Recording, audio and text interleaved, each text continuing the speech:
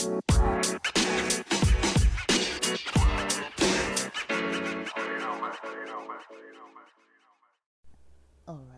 Welcome back to the podcast. Welcome back to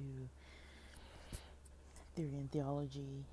I'm not gonna do this every day, but I'm still kind of in this, in a mood to look at all this Chofetz Chaim stuff for this Shvat cycle. Now, I don't fully understand the cycles yet. I know the first one was Teves. Not the first one, but the one previous was Teves. And now we're in Shvat. So the fourth day in. What this says is Chofetz Chaim Daily Shvat Intro. So it says widespread non-observance of Hilchos. It basically says it's Lashon Hara because of two things. One, which is ignorance of the laws, and two, which is false heterim. This is primarily because there was no sefer that clearly spelled out all the halachos. So, terminology, some I had to look up again. Others I kind of knew generally what it is. So basically, again, whenever they say LH, that's Lashon Hara. Lashon Hara is like a type of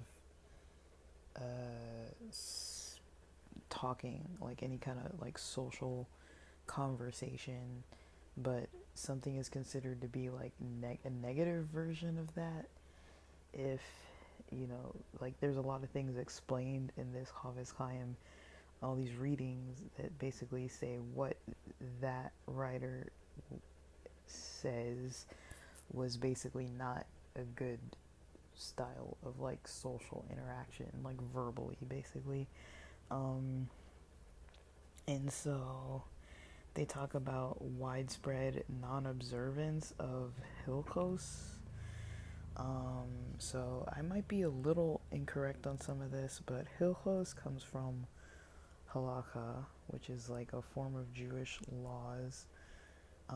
There's something called Hilchos Talmud Torah, and basically it's writings on the laws of the Torah, basically written by a Hasidic Jew,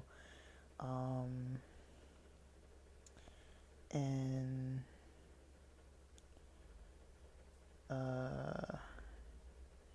he basically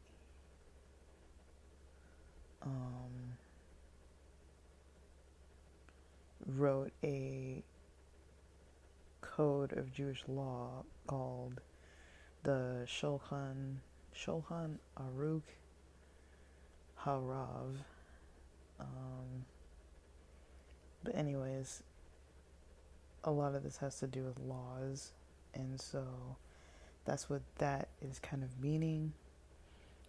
Widespread non-observance of a certain type of laws is considered Lashon Hara, so it's considered like maybe not good because of these two reasons. One would be ignorance of the laws. So if somebody doesn't know the laws, they're likely going to be breaking them, right? And then another topic is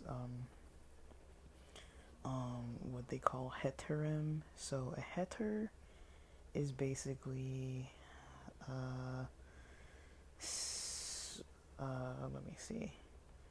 Heterim is plural. So a heter, one heter, is basically a rabbinic allowance. So a rabbi basically talks to a person about whatever the complex issue at hand is, and a person can get basically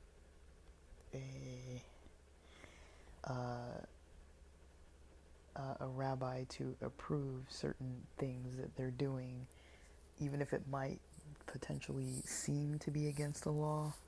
Or they can consult the rabbi who can, I don't know if it's considered like excusing them or allowing them to kind of make new decisions, allowing them to do certain kind of stuff. So basically, when it says, there's an example in this website called gel.jewish-languages.org. So basically, it says, the example sentence, she got a heter to eat during the fast because she's ill. So usually, during fasting, people don't eat anything, but say if somebody's ill and they speak to a rabbi and the rabbi says, okay, because you're ill, and it would be whatever reasons they could find in all the laws that, there's probably some kind of reasoning where a person's not like putting their health at risk by fasting. And also people who use it, so basically Orthodox Jews, basically Jews who are Orthodox and observe halakha, the Jewish law, they're the ones who would be following things like a heter. And so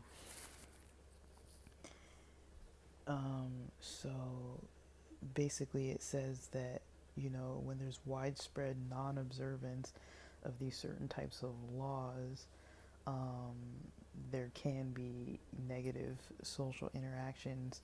Secondly, because of false heterim, or false information given,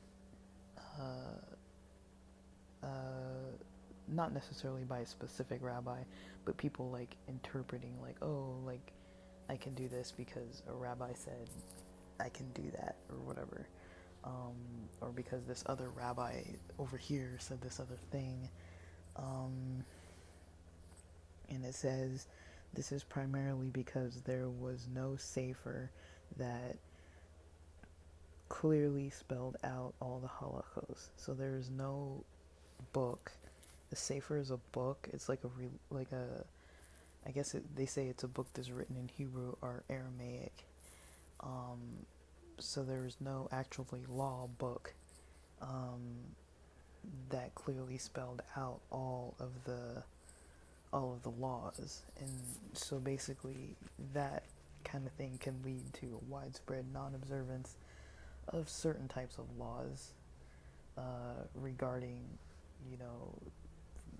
types of social interactions, because if there's like the non-observance, people won't learn the laws, and there is potential for there to be false, I don't want to call them excuses, but technically false excuses that people can make for doing or not doing certain things, because there wasn't any learning from a specific book, and so